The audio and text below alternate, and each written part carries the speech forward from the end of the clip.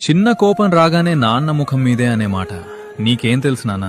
ఆ మాట అన్నప్పుడు ఆయన ముఖం ఎప్పుడైనా గమనించారా? ఆయనకి కోపం రాదు. మన మీద అరిచే హక్కు కూడా కోల్పోయానే అనే ఒక మూగ బాధ మాత్రమే కనిపిస్తుంది. అమ్మ ఏడిస్తే అందరికీ తెలుస్తుంది, కానీ నాన్న ఏడిస్తే ఈ ప్రపంచంలో ఎవరికీ తెలియదు. గుండె పగిలిపోతున్నా సరే ఆ బాధను లోపలే దాచేసుకుని మన కోసం ఏమీ ఎరగనట్లు నవ్వుతాడు. పండగొస్తే మనకి బ్రాండెడ్ బట్టలు కొంటాడు. ఆయన మాత్రం పాత షర్ట్ వేసుకుని బాగానే ఉంది కదరా అంటాడు. తను వేసుకునే చెప్పులు అరిగిపోయినా కుట్టించుకుని వేసుకుంటాడు, కానీ నువ్వు అడిగిన దానికోసం మాత్రం ఎవరి దగ్గరో తల వంచుకుని అప్పు తెస్తాడు. ఎందుకో తెలుసా? నువ్వు ఎవరి ముందు తల దించుకోకూడదని. కాలం ఎప్పుడూ మన చేతుల్లో ఉండదు మామ.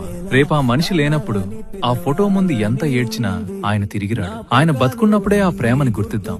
ఫాదర్స్ డే రోజు మాత్రమే చెప్తే దానివల్ల మారేదేముంటుంది మామ?